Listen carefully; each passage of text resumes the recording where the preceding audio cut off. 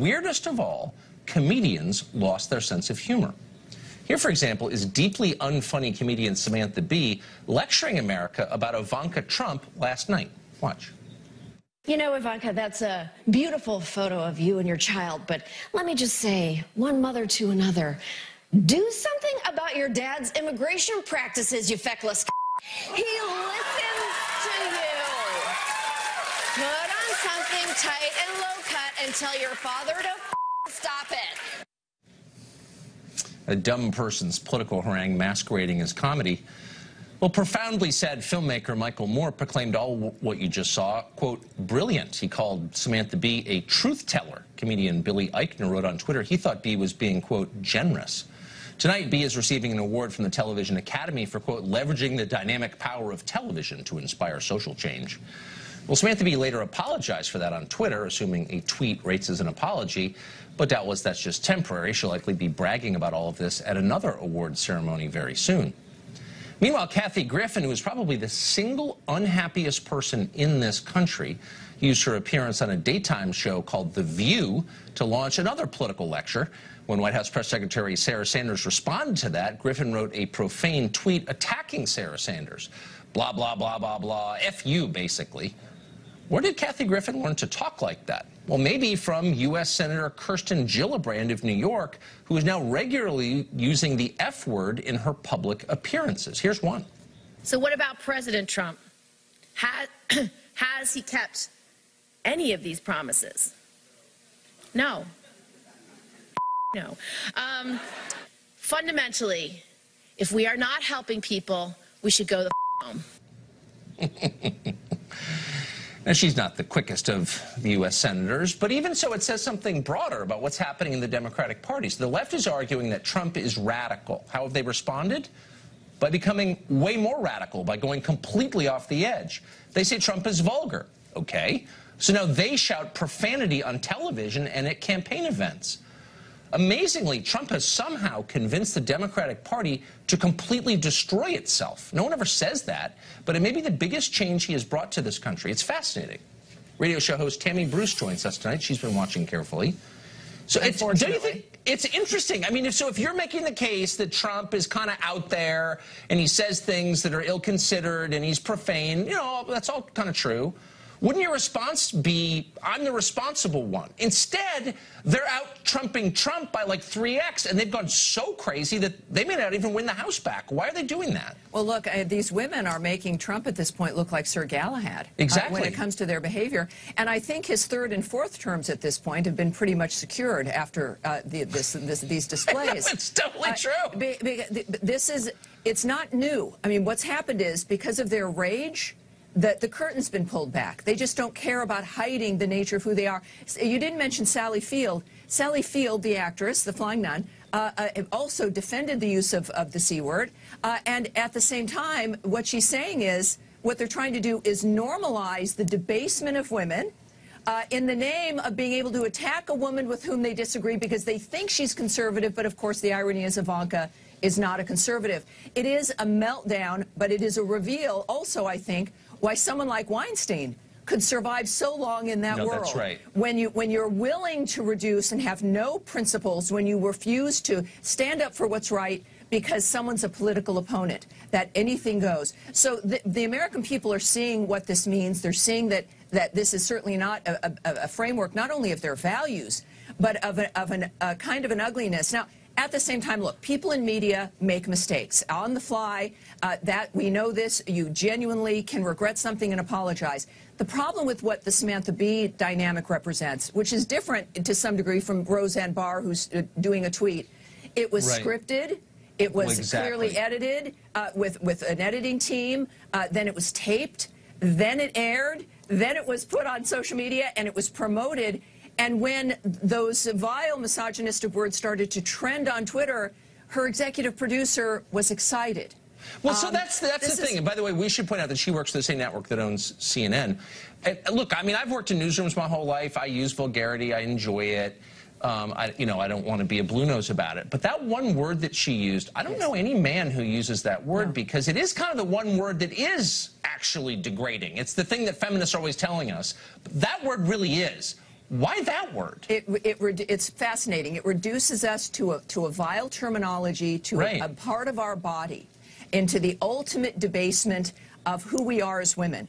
And this transcends politics and party and everything else. This is about loathing and hate. They have no ideas. They see the president is successful. We should all be happy that he is, because of the nature of what he's been able to accomplish. And yet, because they don't know how to counter it, it returns into this, ultimately it's the fraud of people like Schneiderman or Weinstein, the nature of this kind of attack, the misogyny. That was my first book in 2001, that misogyny and sexism, the homophobia, racism lives on the left. And again, it's not about if you don't like something someone has said, we can all deal with that. Right. And we've all made mistakes. This is a concerted, scripted attitude. And then for other women to support it and try to normalize. Sally Field was well liked to some degree. To try to normalize this debasement means they at least have gone off the rails. Yeah, I mean, I get that people have, disagreements with Trump, but these people are scary. I mean, I don't think they should be anywhere near power. They're starting to really scare me. I'm not just saying that. I watch this stuff every day. Anyway, Tammy, great to see you. Thanks for having me on. Smart Appreciate analysis, it. always. Thank you. Well, the beauty of being a liberal political analyst in 2018 is it's really simple. No matter what the issue is or the concern might be, it's a safe bet that you can tie it directly to Trump. No matter what, hurricanes, higher gas prices, the ongoing war or famine in Absurdistan, even Roseanne Barr's Twitter feed, all of them are about Trump. Watch this as college professor and professional shakedown artist Michael Eric Dyson shows how it's done. This is MSNBC last night. Well, we got a bigot in chief and we got a racist in residence. That's what it is. He has unleashed some of the most horrendous viewpoints, bigotries, and racism in this country. He's legitimated them. He's validated them. He said, look, it's okay. Come out the closet, stand up and speak straightforwardly, and tell the world what you believe. We lower our standards. It's unbelievable. I know we all hate Trump, but it's so stupid.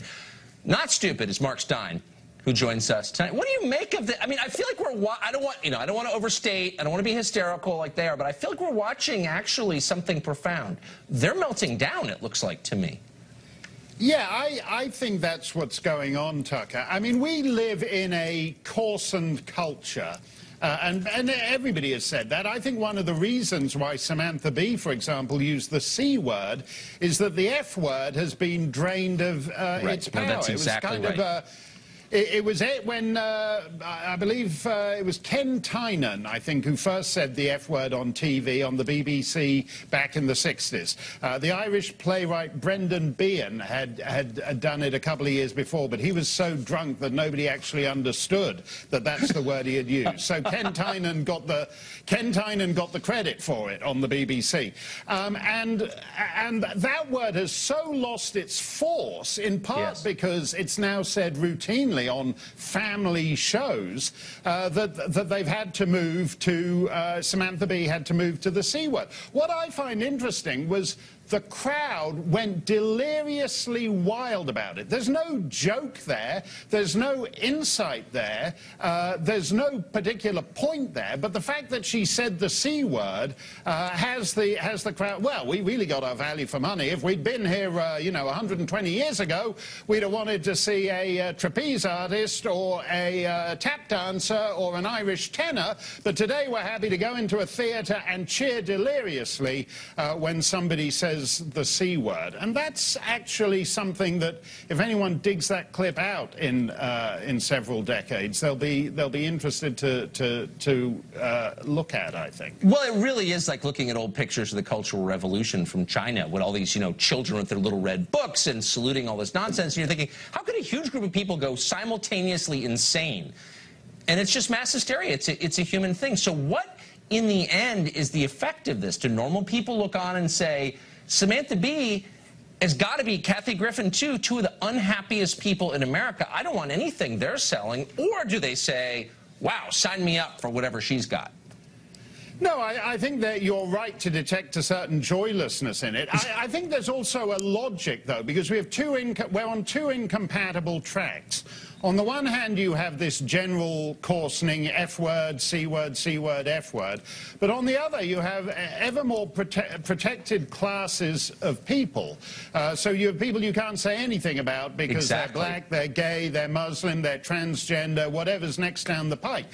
Which means that it's actually only people who are associated with Trump or who are religious conservatives or who are whatever. It's a very narrow sliver of people you can unleash the blizzard of F and C words on. And that's the contradiction. And as we've talked about before, Tucker, it's actually killing comedy. I mean, the fantastic thing about this clip is that it's a supposed comedy show. It's got writers. It's, as Tammy was saying, it's pre-taped.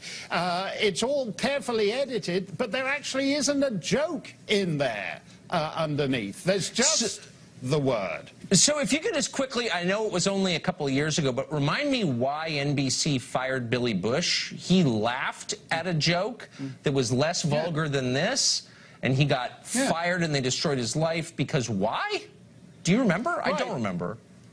No, exactly, and that's the injustice here. I mean, Roseanne, who I don't think is any kind of conservative, I never said that, but Roseanne has had 40 years of work vaporized over her tweet, and unlike Samantha Bee, she's actually funny, and she was funny in a lefty way. She had lesbian kisses 30 years ago, but her lesbian kiss has been vaporized with everything else because she's perceived as supporting Trump. That double standard is ridiculous. And it's been scrubbed from digital. You can't, it's like the Dukes of Hazzard. You can't find it. Unbelievable. Mark Stein, thank you for chronicling this revolution with us. I appreciate it.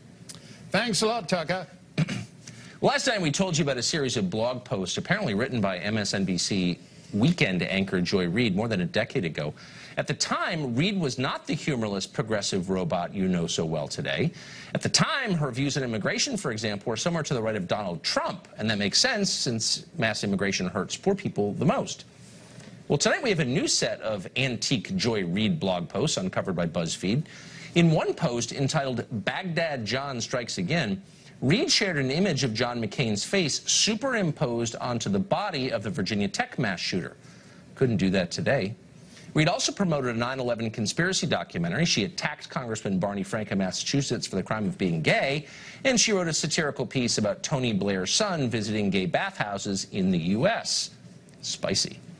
Reid, of course, previously claimed that her blog had somehow been retroactively hacked by unseen saboteurs, probably Russian agents or Macedonians or something. That's almost certainly a lie, but it was definitely amusing. How will she explain these?